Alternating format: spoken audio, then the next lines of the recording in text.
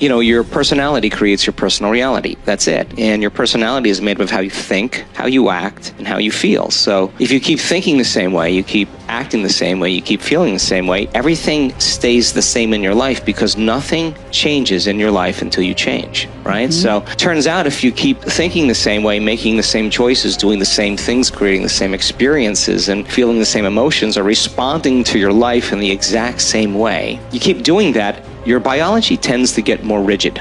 We fire and wire the same circuits, we hardwire our brain, and it only takes a small stimulation or a small thought or a response to someone or something, and like a sequence of thoughts, it just turns on automatically. So your biology, your neurochemistry, your neurohormones, your genes, everything stays the same because you're the same. So crisis and trauma is always the thing that gets a person to really start looking at, how do I really change, right? So we want to tell people, let's not wait for that. Let's learn and change in a state of growth and inspiration. So if you keep doing those same things over and over again, the middle life period, we become very, very programmable. So in order for us to change, we have to become conscious of how we think. We have to become really aware of how we behave, what our habits are, even how we speak. Now, this is a tough one. We have to really look at the emotions that we live by every single day and say, wow, this actually could be unworthiness. This could actually be guilt. But if you're too busy with your cell phone and your social media, and you're too busy with your kids and running around, and your environment can distract you from these feelings. So my interest is to get people to retreat from their lives, right? Just for 5-7 days, and remove the constant stimulation in their external environment that reminds them of who they think they are as a personality. To separate themselves from the people they know and the places they go and the things they do at the exact same time, and then fill their brain with knowledge and information, and then remind them that they're actually creating their life.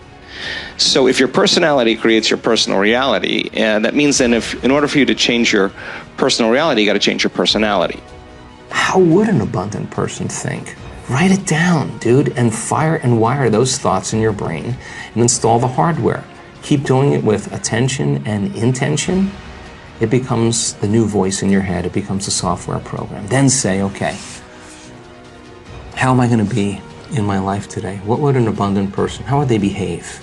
And before you reach for your cell phone and start scrolling through your social media, close your eyes and rehearse in your mind how that person would walk, how they would breathe, how they would smile, how they would greet people, how they would be on Zoom calls, how would they be in traffic, how would they be at dinner.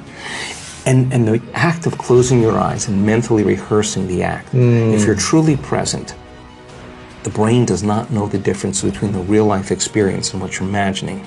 In fact, just a little bit of time, you start to install the neurological hardware to look like you already did it. Now the brain is no longer a record of the past, it's primed for the future. Keep doing it, keep rehearsing. No different than playing an instrument, no different than learning how to dance, no different than learning how to act or play a sport. Everybody's always rehearsing, right? The rehearsal process changes the brain to look like you've already done it, you've already experienced it. Now what's the essential part of that? The hardware is in place. Now all you gotta do is step into the footprint. Keep doing it, it becomes a software program. You start acting like an abundant person. Everything changes. Your energy changes, your mood changes, the way you walk, the way you breathe, your posture changes. You're out of the known, right? Yes. You gotta condition the body now emotionally into the future. Can't open your eyes in the morning until you are feeling worthy to receive. And if you can't feel worthy to receive, then if not now, when? If it takes you 2 hours to get there, ask me if it's worth 30 years of running, trying to get what you need matter to matter. Okay, so then the person who wrestles with their lack, they're out of the bleachers and they're on the playing field. Now, here's what we learned. Here's what we learned. Let's go back to beliefs now. So remember, a belief is just a thought you keep thinking over and over again. A belief is something that you keep thinking enough times that you hardwired in your brain and it becomes an automatic program. And we have beliefs about all kinds of things, money, relationships, God, whatever it is. It's all based on what we've been told or our past experiences, right? The boundaries of those beliefs are our emotions, right? So let's just say you got betrayed, or somebody abused you, or your father told you that money was bad and there's never enough of it, or whatever. That's a story, okay? But somehow it left an impression on you. Remember that event very clearly, and that's kind of rooted in who you are, right? Okay, so that emotion then is the boundary of our belief, okay? So how you think and how you feel creates your state of being. If you take a thought and a feeling, a thought and a feeling, a thought and a feeling, a thought and a feeling, that's called an attitude. A series of good thoughts with a series of good feelings, you say, I have a good attitude today. You have a series of negative thoughts that are connected to a series of negative feelings, you say, I have a bad attitude today. So attitudes are just shortened states of being. Good attitude in the morning, bad attitude in the afternoon. If you take an attitude, an attitude, an attitude, and you keep those up, and you string attitudes together, you create what's called a belief. And a belief is just an extended state of being. So if you keep thinking the same thought, you keep hardwiring it in the brain, you keep feeling the same feeling, you keep conditioning in your body, the redundancy of that cycle over and over again conditions the body to subconsciously become the mind of that belief. And all beliefs are subconscious states of being. Okay. Take a belief, and you string them together, you form what's called a perception. And perceptions are just such extended states of being that we're unconscious. And so then we edit out reality. In fact, most people don't see things the way they are. They see things the way they are, right? And people are always filling in reality unconsciously based on their memory. They could be married to a person for 40 years and they don't see the person, they see the memory of the person, right? And there's research to prove this, okay?